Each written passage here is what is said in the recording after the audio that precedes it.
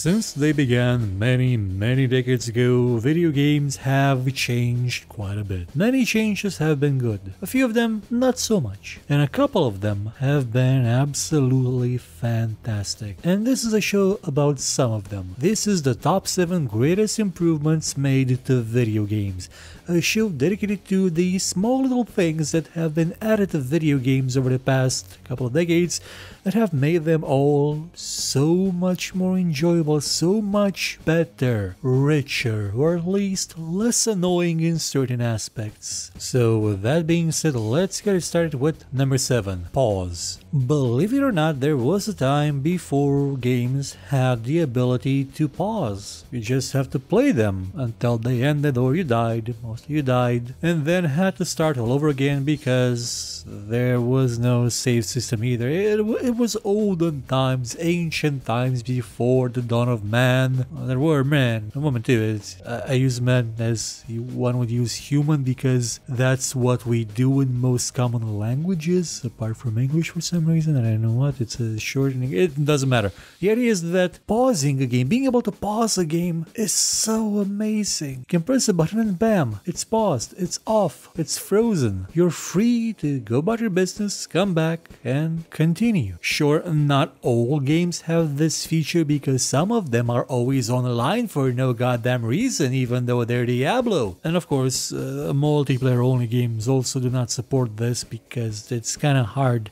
Well, not hard, but really inconvenient to be able to pause a game so that nobody gets to play just because you have to go away. But for single player games, it's really good feature. Especially when if you pause the game, you know, something else happens than just that you get to move your camera around maybe. So basically what I'm saying is Ansel technically is a pause feature, but it also lets you take pictures. But the pause feature itself is invaluable. Number 5, mouse controls. Now I know that not everybody plays games on a PC and some use a trackpad on a laptop. But hey, no judgment, no hate, no disappointment, no crushing despair. But when mouse controls were added to video games, it changed everything. The ease with which you could now play an adventure game rather than typing all the commands, going to a place, typing get that, use that. You could click on it and your character would go there and fulfill the action. You could aim things, you could have precision, and the best part is, other than increasing the resolution both of the games and of the mouse itself, it really hasn't needed that many changes over the last 40 years. Whereas gamepads have taken different shapes and forms and have gotten analog triggers and mini sticks and touchpads and rumble features, the mouse has stayed pretty much the same because it's good the way it is. So, okay, to be fair, no, it hasn't. There was a time when it did actually get a vibration feature. I actually know that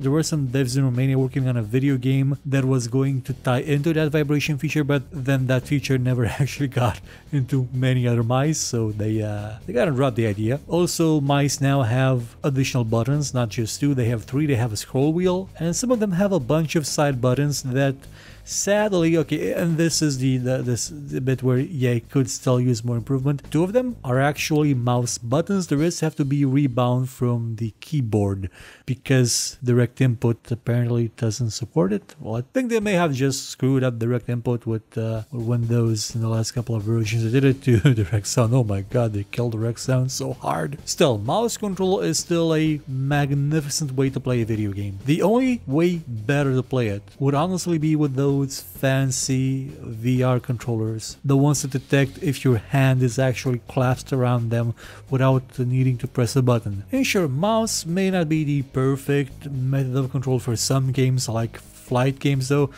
Actually, flight games work okay now. It's not as bad as in the olden days. They figured it out. And you will still see people trying to improve on the mouse by making all sorts of additions to it, like the ability to detect tilt and rotation. And if that takes off, it could be something really useful in the future. I just hope it doesn't end up like the vibration feature, which doesn't exist on mice. So to be fair, it would have been kind of awkward because a mouse is a very precise instrument. Number 5. Settings. Again, in the olden days, days before man descended from the mountains and spoke with the gods about what the rule of the world should be and what the names of the animals were, and there was a thing with Orthran and the storm time and maybe some cows around there. Before all that, games didn't have settings. If you wanted to change something in a game, you had to dump the ROM, modify it on something, and then put it back.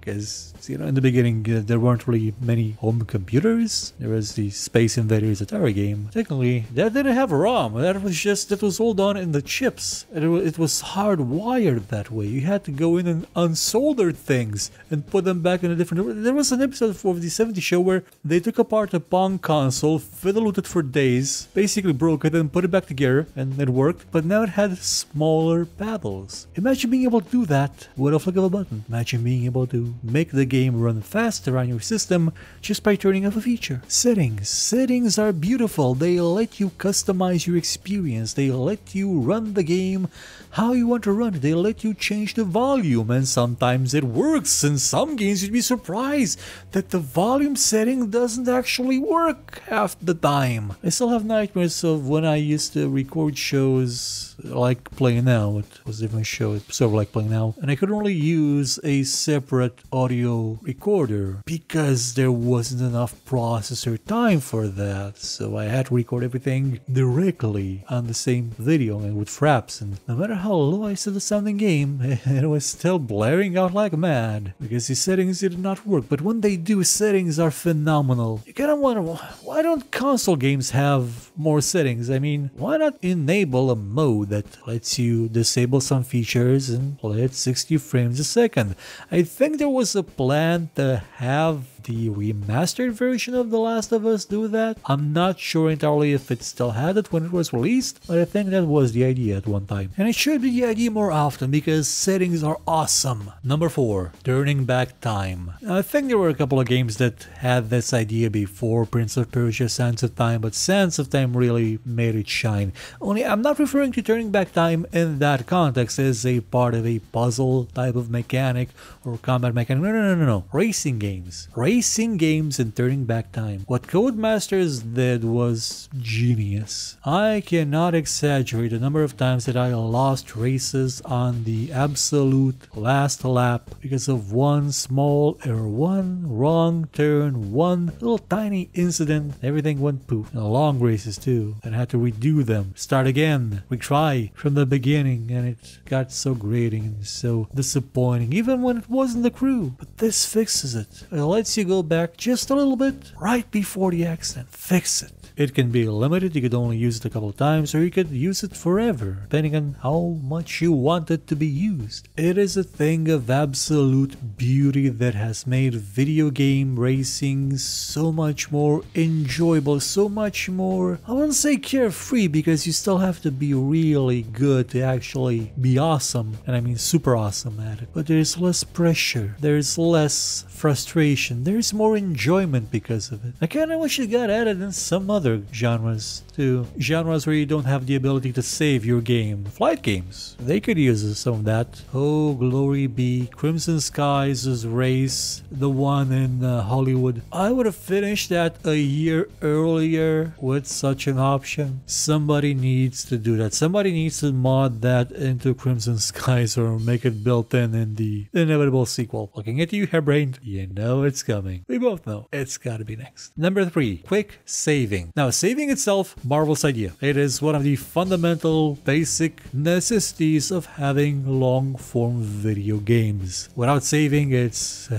kind of hard, people. It is hard. And then came quick saving. Now, it's probably because I tend to be an extremely lazy person, but if I have to press escape, go into a menu, click on a thing, then click save, I'm sort of not that inclined to use it often. I forget about it. But if it's quick saving, if it's just one button, oh, I am going to use that so much. I'm gonna quick save after quick saving to make sure it quick saved. I'm gonna save before a jump and after a jump twice to make sure it's saved. I'm gonna save while saving if possible. And if it's a game that only has one save slot, it does pose a few problems. For example, once in Jedi Academy, I quick saved like a quarter of a second before I got run down by a speeder bike. Thankfully, I was a Jedi, so I just loaded the save time and time again until I activated speed at the right time and jumped out of the way before I got flattened. So it's not a get out of jail free card, it still can have some downsides. And it's honestly not been all that embraced by games recently. I mean, Doom didn't have it. Doom did not have a save feature at all, it had checkpoints.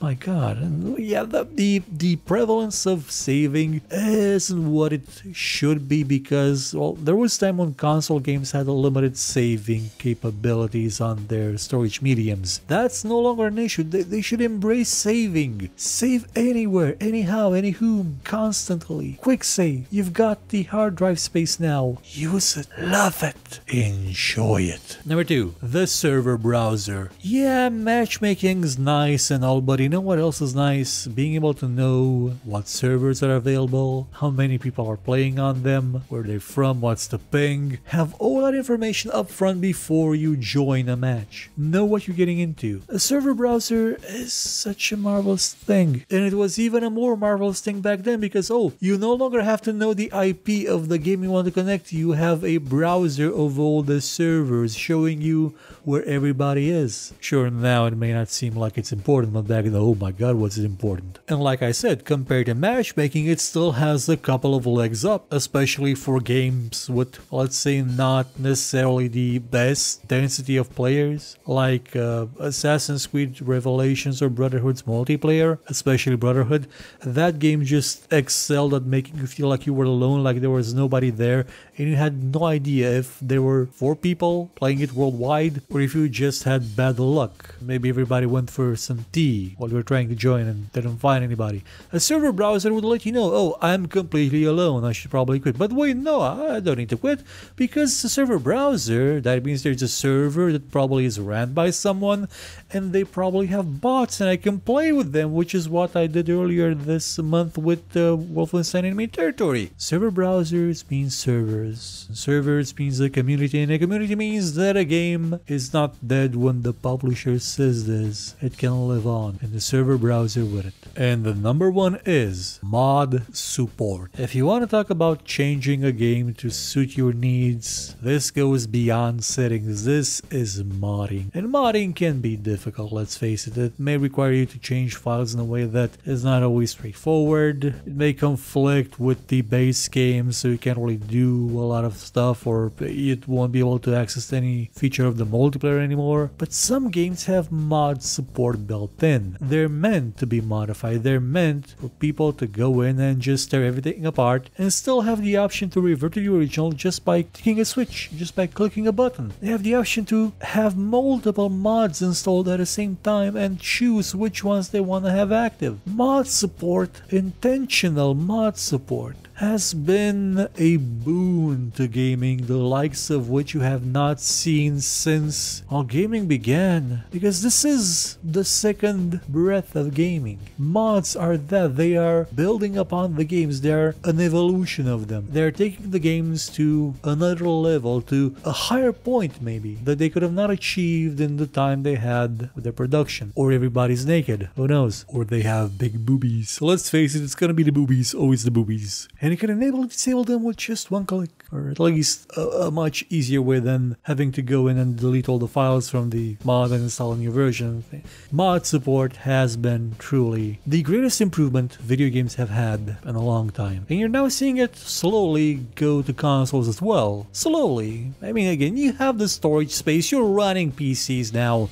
You're running PCs with a purpose-built operating system that only does games and some media. You can mod games. You can totally mod them. It should be in there by default. And step by step, day by day, you will see it more and more. Because mods are cool, and mod support is the coolest. So that was it for the top 7 greatest improvements made to video games. I'd like to give a special mention to the skip cinematic button, the skip this line of text button, and oh dear god, to the autocomplete QTE settings that some games have. Some games made by people that understand that QTEs are garbage, so why force people to go through them? Let's just have them as lip service. Just be there, but not really do something, and let the player enjoy the actual game that we spend so much time building. Goodbye.